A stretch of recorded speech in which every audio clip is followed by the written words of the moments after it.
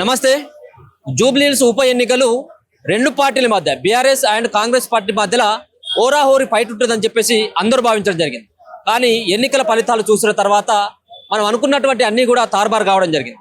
ఏకపక్షంగానే ఈ ఎన్నికలు జరిగినట్టుగా మనకు ఈ ఎన్నికల ఫలితాలు చూస్తే మనకు స్పష్టంగా అర్థమవుతా ఉన్నది. ఇప్పటి వరకు 6వ రౌండ్ సంబంధించినటువంటి ఓట్ల లెక్కింపు ప్రక్రియ కొనసాగుతా ఉన్నది.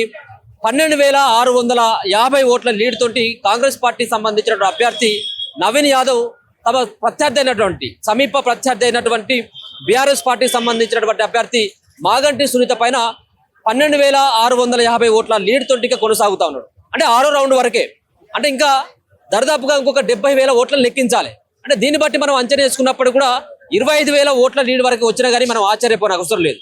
సో చాలా మెజార్టీ సర్వేలు అన్ని కూడా ఎగ్జిట్ పోల్స్ అన్ని కూడా 10,000 ఓట్ల వరకు మాత్రమే లీడ్లో ఉండేటువంటి ఎవరు గెలవడం కాదు, కాంగ్రెస్ పార్టీ అభ్యర్థి గెలుస్తాడని చెప్పేసి ఎగ్జిట్ పోల్స్ చెప్తే సర్వేలేమో ఆడ బీఆర్ఎస్ పార్టీకి అనుకూలంగా ఇచ్చినాయి.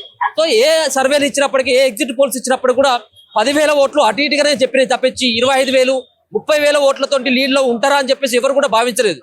కానీ తీరా చూసిన తర్వాత ఈవీఎంలు అన్నింటి కూడా ఓపెన్ చేసిన తర్వాత అది కారు పార్టీని కంగారు పెట్టేటువంటి విధంగా ఓటర్లంతా కూడా తీర్పిచ్చినట్టుగా మనకు స్పష్టంగా అర్థమవుతా ఉన్నది. అస్తం దూకుడు నవీన్ యాదవ్ యొక్క జోరు మాత్రం ఈ యొక్క ఉప ఎన్నికల్లో జూబ్లీహిల్స్ ఉప ఎన్నికల్లో స్పష్టంగానైతే కనబడతా ఉన్నది.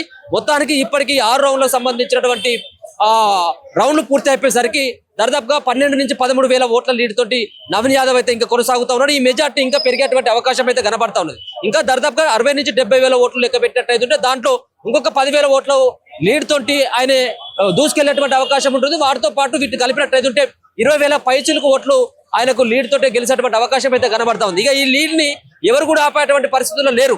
ఎందుకంటే కేవలం 70,000 ఓట్లే ఉన్నాయి కాబట్టి ఈ 70,000 ఓట్లలో మళ్ళీ ఇంకొక 10-12,000 ఓట్ల లీడ్లోకి బీఆర్ఎస్ పార్టీ అభ్యర్థి వస్తుందంటే అది మనం కలగానే చెప్పుకోవచ్చు. ఇక బీజేపీ పార్టీకి సంబంధించినటువంటి విషయానికి వచ్చిన తర్వాత గతంలో బీజేపీ పార్టీ సాధారణ ఎన్నికల్లో ఏ విధమైనటువంటి జూబ్లీహిల్స్ లో ప్రభావం చూపెట్టిందో కనీసం సగం ఓట్లు కూడా వాళ్ళకు వచ్చేటువంటి స్థితిలో అయితే లేదు. వాళ్ళకి డిపాజిట్ కూడా దక్కుతుందా అంటే అది కూడా కలగానే కనబడతా ఉన్నది. సో నవీన్ యాదవ్ సంబంధించినటువంటి కార్యాలయం ఈ ఉన్నటువంటి కోట్ల విజయభాస్కర్ రెడ్డి సంబంధించినటువంటి స్టేడియం పక్కనే నవీన్ యాదవ్ కు సంబంధించినటువంటి ఆఫీస్ ఉంటుంది. ఆయనకు సంబంధించినటువంటి ఇల్లు సైతం కూడా ఇక్కడికే ఉంది. ఇప్పటికే కాంగ్రెస్ పార్టీకి సంబంధించినటువంటి చాలా మంది కార్యకర్తలు భారీగా కోట్ల విజయభాస్కర్ రెడ్డి సంబంధించినటువంటి స్టేడియానికి చేరుకుంటా ఉన్నారు. వాళ్ళు ఇప్పటికే బాణసంచ పేల్చేసి వాళ్ళందరూ కూడా సంబరాలు చేసుకుంటా ఉన్నారు. జస్ట్ ఫర్లాంగ్ దూరంలోనే కాంగ్రెస్ పార్టీ సంబంధించినటువంటి నేతలంతా కూడా నవీన్ యాదవ్ ఇప్పటికే గెలిచిపోయిండు.